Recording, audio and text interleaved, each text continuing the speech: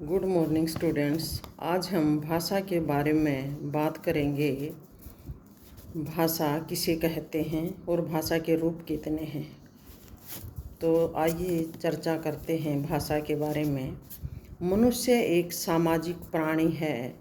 मनुष्य को समाज में अपने भाव और विचारों को दूसरों तक पहुंचाने के लिए भाषा की आवश्यकता पड़ती है।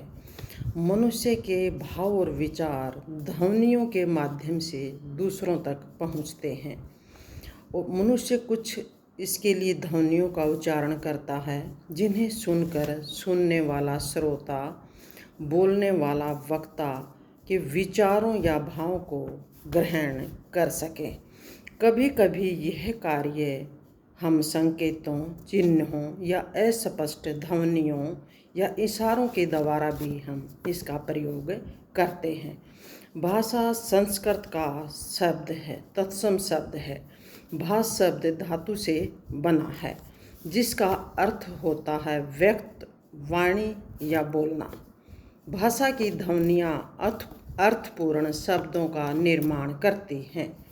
शब्दों की सहायता से हम वाक्यों का प्रयोग करते हैं और इन्हीं वाक्यों द्वारा अपने विचारों और भावों का हम आदान प्रदान करते हैं। इसी आदान प्रदान को भाषा कहते हैं।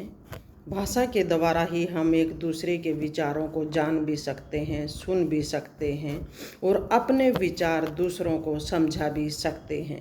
तो भाषा अपने विचारों का, भावों का आदान प्रदान करने का एक साधन है।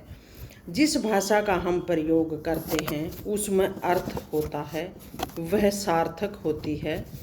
भारत के संविधान की 8वीं अनुसूची में 18 भाषाओं को मान्यता दी गई थी। जब हमारा देश स्वतंत्र हुआ तो संविधान संघ ने 18 भाषाओं को मान्यता दी थी और आज वर्तमान में 22 भाषाएं हैं हमारी 8वीं अनुसूची में। हिंदी के अतिरिक्त जैसे सिंधी, पंजाबी, गुजराती, मराठी, उड़िया, तमिल, तेलुगु, कन्नड़, संस्कृत, मलयालम, कोंकणी, बंगला आदि, यानी कि अब 22 भाषाएं हैं हमारी 8वीं अनुसूची में।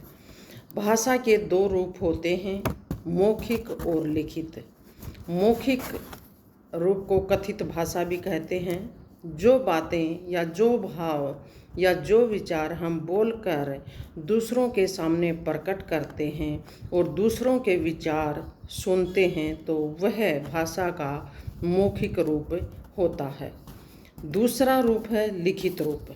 जिस भाषा को हम लिखकर या पढ़कर अपने भाव और विचारों को प्रकट करते हैं उसे लिखित रूप में, जैसे उसके लिए क्या होता है, ध्वनि चिन्हों का बेटा प्रयोग किया जाता है लिखने के लिए।